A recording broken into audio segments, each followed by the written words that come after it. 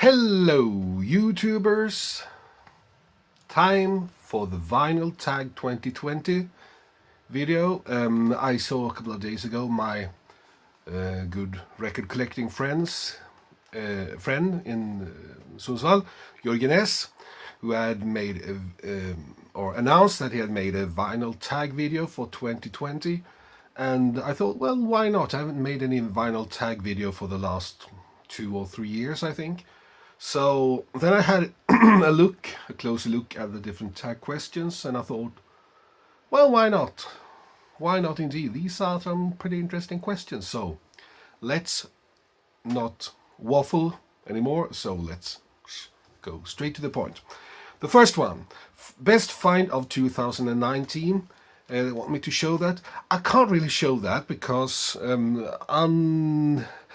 unlike many other years, I wouldn't pick just one record or one album or one anything. I would have to pick the boxes of vinyl singles that I got hold of or that I purchased in 2019 in February, I think, or maybe was it late? Yeah, anyway. And I made 3 videos, 2 of them live streams, where I went through all these boxes of 45s, and I really, in many cases, I didn't really know what I would expect to find there. I didn't keep them all, of course. There were hundreds of them, but I kept quite a lot, and I thought I made quite a lot of good, nice findings there. So I would say that was my best find of 2019, with those vinyl single boxes, and I'm referring back to the video I did back then. Number 2, favorite album of 2019. Got them all written here, by the way. That's why I look down now and then. Let's hurry through this as well, because I've been already nagging about this record so many times in 2 or 3 different videos before. But Rammstein for the win. Best album of 2019. Or my favorite album, anyway. Number 3. Novelty Record. Well, I got loads of novelty records because I collect lots of comedy records, and also I have some weird records. But let's see what to show this time. I think I've been inspired by the sad fact that the great Neil Innes passed away just before New Year. Been listening to his albums, been listening to the Bonzo Dog Doodah Band and albums, and also been listening to the records by Vivian Stanshall. And that's what I'm going to show here. Sir Henry at Rawlinson End by Vivian Stanshall. I think it's from 1978 on the Charisma label. A true eccentric. Neil Innes told the story about when the Bonzo Dog band was touring in America and was pulled over by some tough policemen who asked them if they had drugs. No, we're British, we drink pints of beer. Do you have any guns? Any guns? No, why would we have any guns? What do you use to protect yourself then? And then Vivian Stanshall in the back of the van snapped and said, we use our good manners. I'm a great fan of Vivian Stanshall. I like eccentrics, and his English, the way he talked, it's beautiful. And this is so funny. If you have that kind of humor. So definitely a bit of a novelty record there. Let's move on. Homage cover, number 4, a cover that pay homage to another. I think I've showed this before as well. This record is by the Swedish pop group or rock group Traste och Superstararna.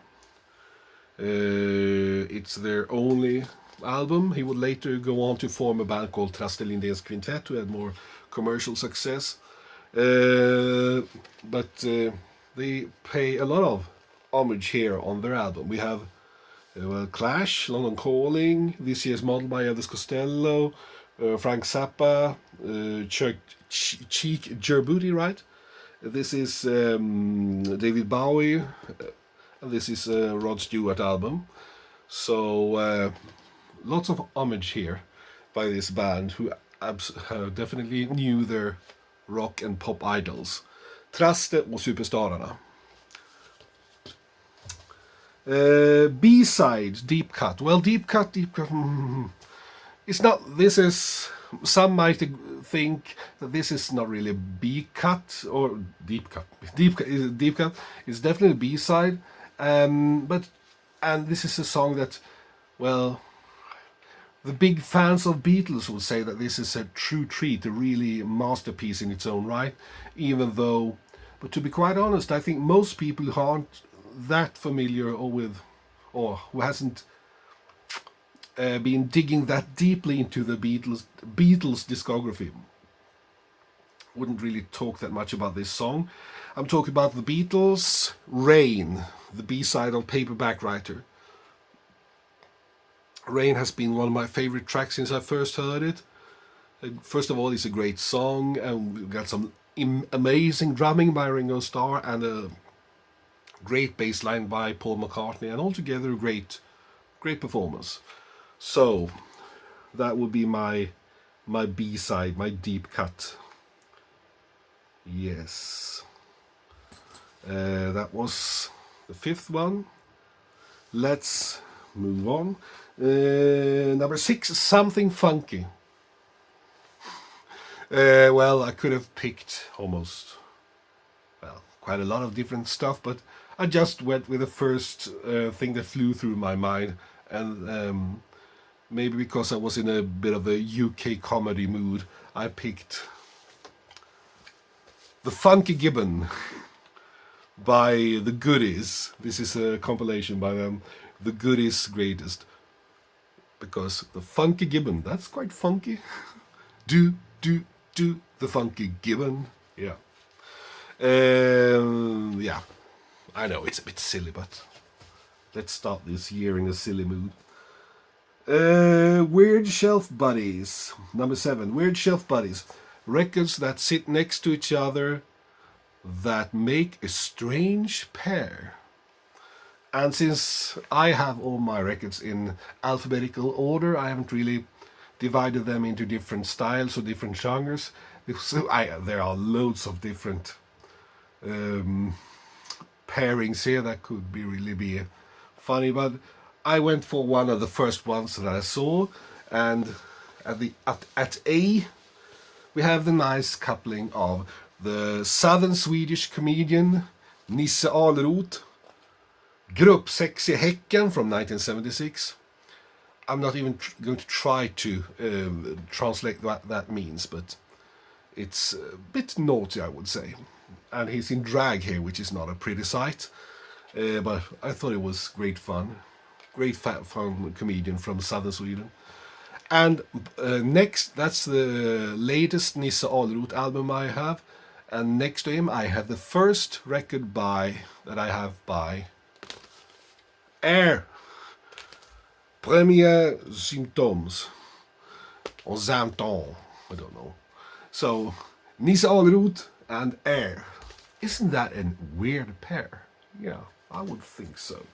I would say so indeed. Really weird shelf buddies, but they get on quite well. There hasn't been any fighting. Neither of the records have scratched each other. Okay, number 8. I Was There, a band I've seen. I haven't seen that many bands.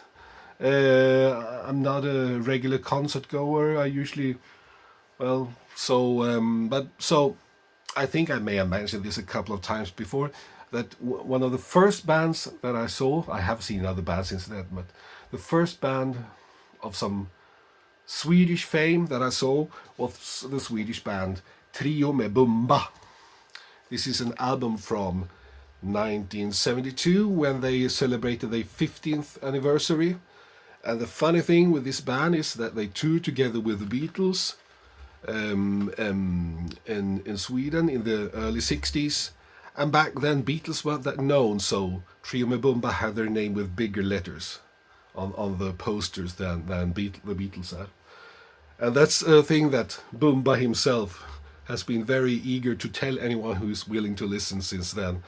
And another funny thing, The band still exists today. When this album was made in 1972, they celebrated their 15th anniversary. 2 years ago, they celebrated their 60th anniversary, and 3 of the original members are still in the band. It's just the lead singer, Tommy Wener, who passed away in 2002, but the others still playing. So, Trio med Bomba, they are cool. Even big, highly thought of Swedish pop band like the Weeping Willows they have given their tribute to Trio med Bomba. So, right. Number 9. Wish I had an original, but I have repress. I collect the record label Annette, and one of the most obscure issues, and also probably the most sought after by collectors, is an album issued by the Swedish prog band Kula. And they made one album, and it was on the Annette label, and it looks like this. But this is not the original. They are extremely expensive, and I'm not really willing to pay the amounts of money people want for this. So this is an Italian repress, or maybe you could even call it bootleg, made by a record label called Mellotron Records, not to be confused with Mellotron Records, the Mellotron label that's run by Stefan Dimle. This is Mellotron without the E at the end. So it's a great album. I really liked it, and but as I said, it would be nice to have as an original. Instead, I have to, for now, make do with this repress dash bootleg dash whatever. Kula. Okay, let's move on. Number 10, a discography you own, all original issues. Well, by discography, I first thought of written discography, like a book that lists all the artists from a label, or the issues from a label or an artist. So that's what I first had in mind, to bring out some of the old 78 RPM discographies. But then other people started talking about an artist where you own all the original issues. I don't think I have any, unless they only made one record or one single or something like that. But where's the fun in that? But I can show you an artist where I think I have all the vinyl records, all the vinyl issues, or the vinyl albums at least. And that's a Swedish singer, songwriter, and comedian, and entertainment legend Povel Ramel. I've talked about him many times before. This is an album from 1959 called Peso med Povel, and this is the last vinyl issue from 1991, Återbesök i Holke. You can see he hasn't really aged that much in his looks. He looks the same, even though these images are taken 33 years apart. No, 32 years apart. And even though when this was issued, he was already a veteran, because he started making 78s in 1942. I got quite a big pile of Povel Ramel 78s, but I don't have them all. And also there has been CD issues after this one. So and I'm not sure if I have all of those either. But still, I think I have all the vinyl albums. Of course, there has been lots of vinyl EPs and singles as well. But I think I have all the vinyl albums by Povel Ramel. So, let's move on. A unique center label. Yeah, I think I've shown this before. I'm going to try to see if the cam can zoom into it. There. A record which says "Do You" by Teddy and the Continentals. But it's a 12-inch record, but it has what appears to be a 45 RPM label, or maybe a 78. No, it's a 45 RPM label. But does this record contain the song "Do You" by Teddy and the Continentals? No, it doesn't. It is actually a bootleg with the Beatles, Ed Sullivan Show, TV studio recording. And why they've used this label for this bootleg, no idea, but it's a bit unique. They wanted unique labels. There are labels that I find more interesting, but that was at least a bit odd, I think. Right, let's move on. Pre-band, an album that featured someone who went on to become famous. Yeah. Let's make it simple here. Famous Swedish band, ABBA.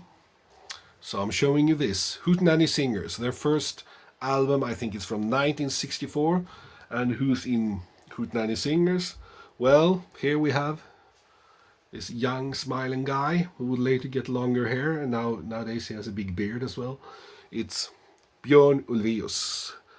And this is from 64, so it's around 10 years before their big international breakthrough with ABBA.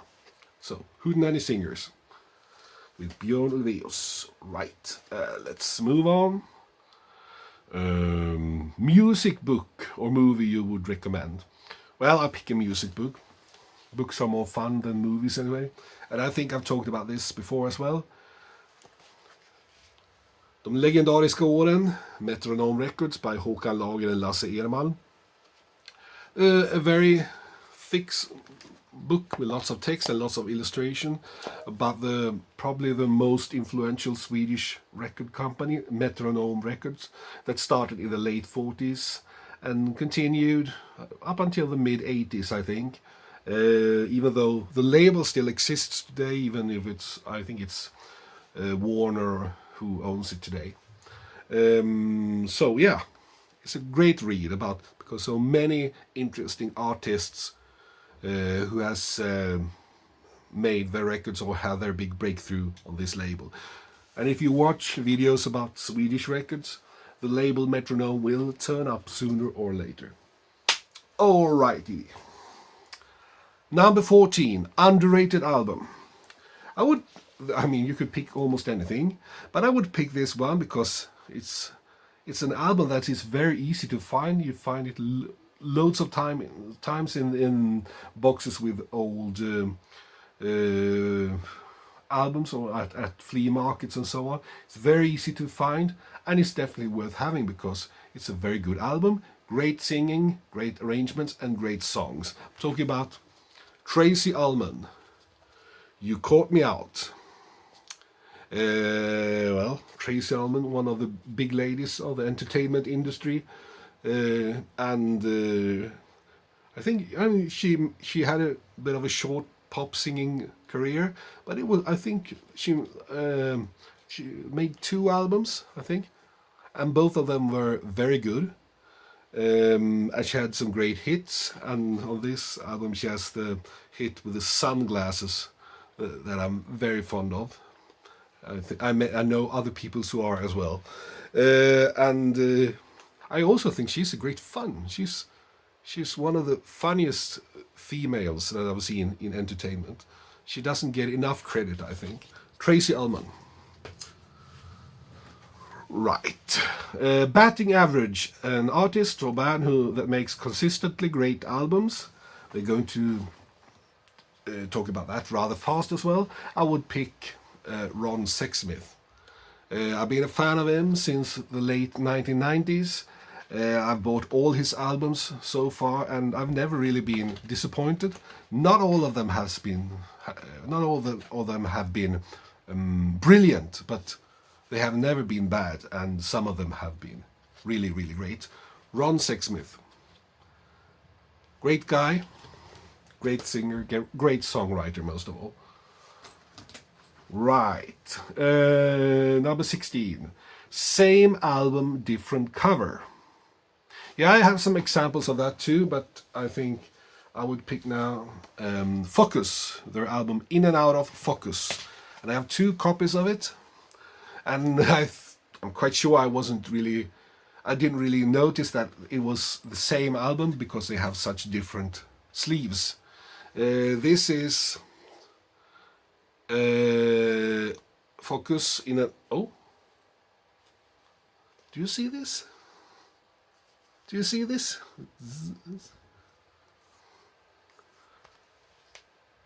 Because I can't see it. I can't see it. I've never seen that before. Never seen that before. When I look at it like this, I can't see it. Isn't that weird? You must show that I have some problems with colors by seeing different colors. This is really twisting my melon. I see these. Now when I look at it, but I can't see it when I watch the sleeve like this. Oh, this is really, really odd. Really odd. Really, really odd. Wow. Oh, never mind. Let's not get caught there. This is a reissue of their Dutch pressing. And then the German issue looked like this with a group photo in and out of focus. Well, this is really fun. Let's see. This is really fun. Focus.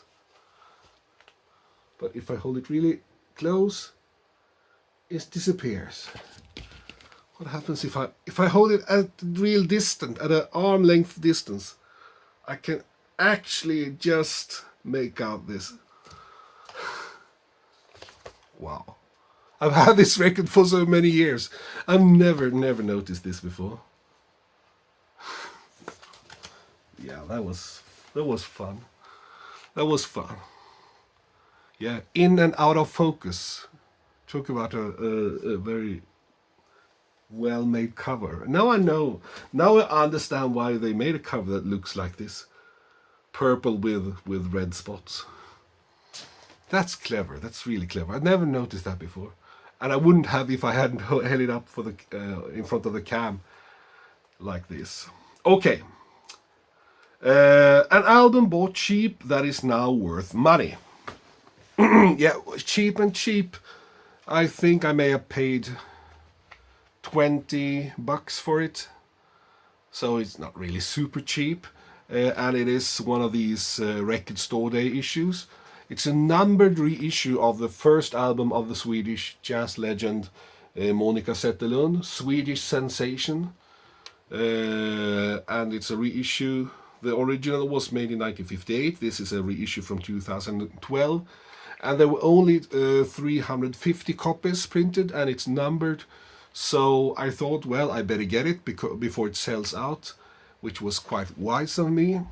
Yeah, because it sold out rather fast.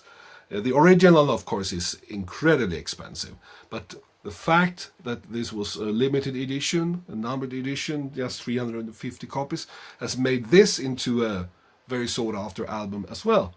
When I watched, I mean, you shouldn't really take what the numbers mentioned on Discogs that literally, but I think they claimed that it had been sold for, was it around $160?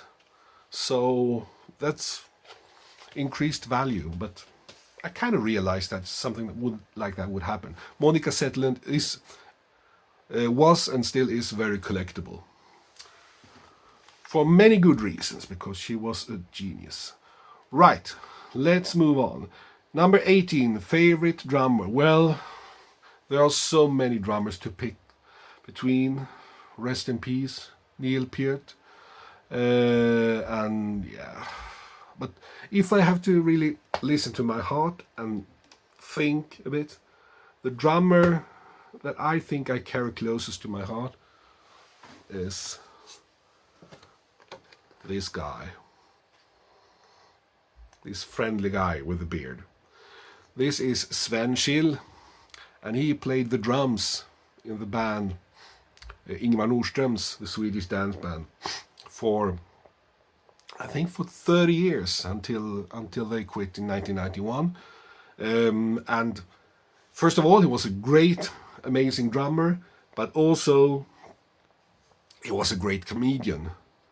I think he helped the others keeping their jolly mood alive, because he was always having lots of jokes going on behind the drum kit. Also, I think if you were bored by their music, if that's possible, you could at least study the antics of Sven Sheol while he was juggling his drumstick and never dropping them, and just fooling around and holding up signs with messages to the audience and so on.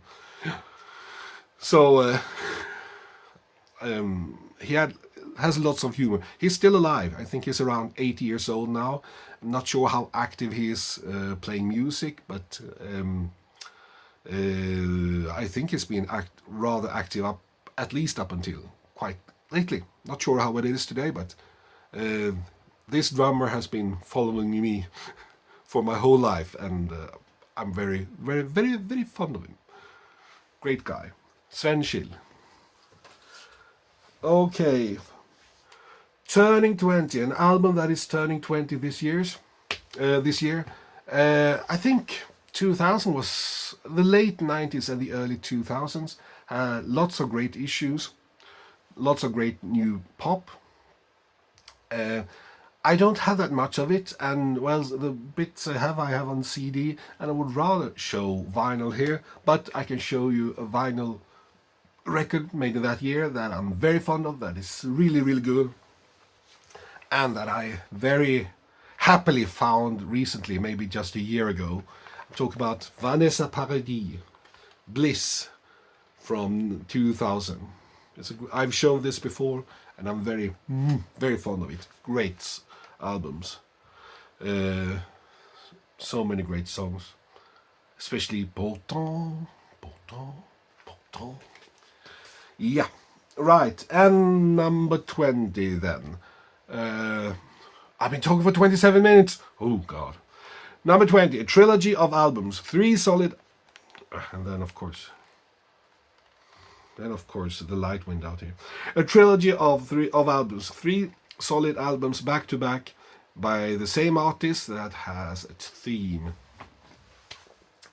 A bit tricky actually, but then since I've been listening a lot to these lately because of, well, what I've spoke about earlier in this video, I'm going to pick Bonzo Dog bands, or Bonzo Dog Doodah bands. The album Gorilla from 67, this is a 70s reissue on Sunset. The Donut in Granny's Greenhouse, also reissue from the 70s. And Tadpoles, that's missing the insert, as you can see, American pressing on Imperial. And what is the theme? Well, madness, of course, and loads of fun. And in a way, I'd like to pay tribute to both Vivian Stanshall and Neil Innes, and also the guys who are still with us and I hope will be with us for long, like Rodney Slater, Legs Larry Smith, and Roger Ruskin Spear, and all the others.